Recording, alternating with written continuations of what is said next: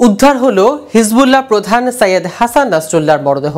তবে দেহে নেই কোনো আঘাতের চিহ্ন। চলছে জল্পনা কল্পনা, আসলেই মারা গেছেন নাসরুল্লাহ। লেবাননের বৈরুতে ইসরায়েলি হামলায় নিহত হিজবুল্লাহ প্রধান সৈয়দ হাসান নাসরুল্লাহর মরদেহ উদ্ধার করা হয়েছে। রোববার তার মরদেহ উদ্ধার করা হয়েছে বলে লেবাননের নিরাপত্তা ও স্বাস্থ্য সংস্থা বিভাগ জানিয়েছে। তবে আশ্চর্যজনক বিষয় হচ্ছে, ওই সময় নাসরুল্লাহর দেহে কোনো আঘাতের চিহ্ন ছিল না। তাহলে কিভাবে মৃত্যু হলো হিজবুল্লাহ প্রধানের? চলছে এই নিয়ে জল্পনা কল্পনা। তবে কি বলছে বিশ্ব গণমাধ্যম? নাসরুল্লাহর মৃত্যুর খবর কতটুকু সত্য? এই বিষয় নিয়ে বিস্তারিত থাকছে প্রতিবেদনের বাকি অংশে। কেটিভি গ্লোবাল চ্যানেল থেকে আপনাদের সাথে আছি আমি মাহমুদুর রহমান সিয়াম। শুক্রবার রাতে ইসরায়েলের অতর্কিক হামলার পর থেকেই খোঁজ ছিল না লেবাননের সশস্ত্র হিজবুল্লাহ গোষ্ঠীর প্রধান হাসান নাসরুল্লাহর। প্রাথমিকভাবে হিজবুল্লাহ গোষ্ঠীর দাবি করেছেন তাদের দলের প্রধান ভালোই আছেন। তবে পরদিন শনিবার সকালে ইসরায়েল দাবি করেন নাসরুল্লাহকে হত্যা করা হয়েছে।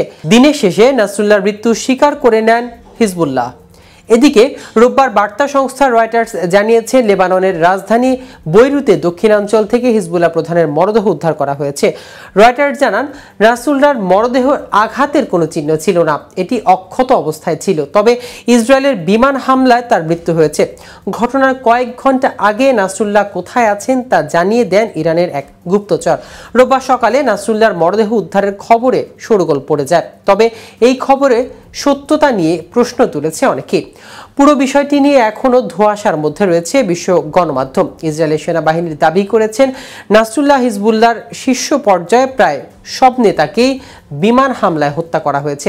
বিবিসির একটি প্রতিবেদনে হিজবুল্লাহর প্রথম সারির 20 নেতাকে হত্যার কথা উল্লেখ করা হয়েছে। শুক্রবার রাত থেকে শনিবার পর্যন্ত লেবাননের দক্ষিণ বৈরুতে হিজবুল্লাহর শক্ত ঘাঁটিগুলো লক্ষ্য করে টানা বিমান হামলা চালায় ইসরায়েল। বৈরুতে জনবসতি এলাকা বোমা বর্ষণ করা হয়। হিজবুল্লাহ প্রধান সহ শীর্ষ বাকি নেতাদের হত্যা করা হয়েছিল এই হামলার উদ্দেশ্যে।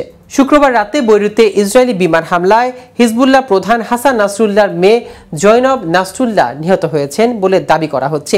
এর আগে গত শুক্রবার রাতভর লেবাননের দক্ষিণাঞ্চল সহ বিভিন্ন এলাকায় ব্যাপক হামলা চালায় ইসরায়েল। এতে নিহত হন হাসান নাসরুল্লাহ।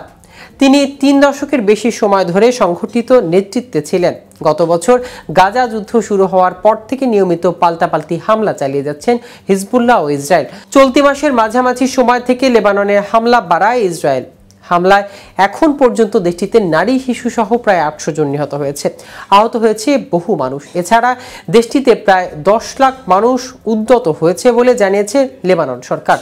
দর্শক, আজ এ পর্যন্তই। সারা বিশ্বের নিত্য নতুন সকল আপডেট পেতে কেটিভি গ্লোবালের সাথেই থাকুন। ধন্যবাদ সবাইকে।